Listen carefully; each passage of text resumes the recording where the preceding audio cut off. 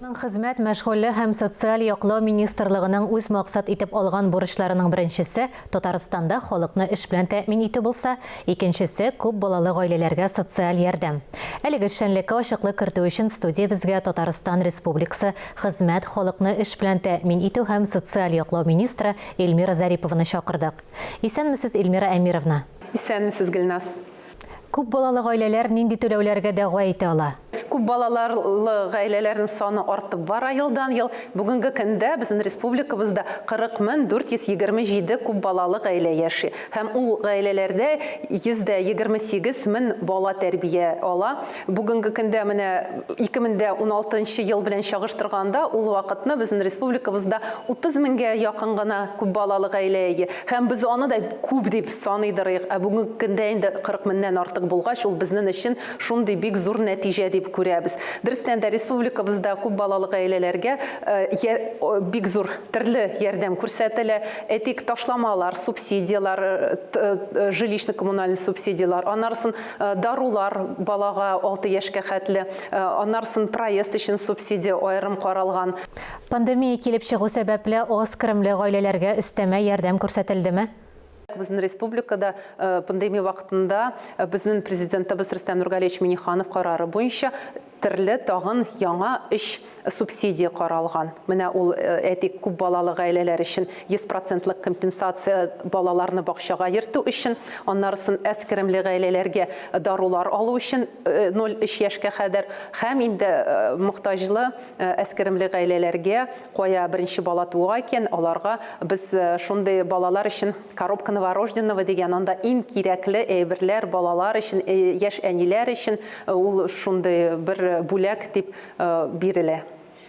Авылда яшәүче яшь гаиләләргә һәм күп балалы гаиләләргә махсус социаль ярдәм бармы? Безнең аерым ташлама каралган, 25 яшькә кадәр беренче баланы таба икән, авылда яши торган яшь әни, аңар аерым 50 мең акча түләнә, 29 яшькә кадәр 3нче баланы тапса 100 мең бер тапкыр менә бирелә. Ул бик безнең авылда яши торган әниләр, гаиләләр, яшь гаиләләр шундый көтеп алалар, 3нче балага баралар, чөнки алар өчен бу дөрестән дә зур ярдәм. Кемдер ипотеканы яба, кемдер яңа йорт төзи башлый, кемдер әтиләр, әниләрдән аерым күчеп үзенең гаиләсен, үзенең йортын, тормышын кыра башлый. Сәламәтлекләре шикле балалар саны елдан-ел арта. Алар өчен дәүләт ничек ярдәм итә һәм нинди мөмкинлекләр тудыра? Республикабызда 16 меңгә якын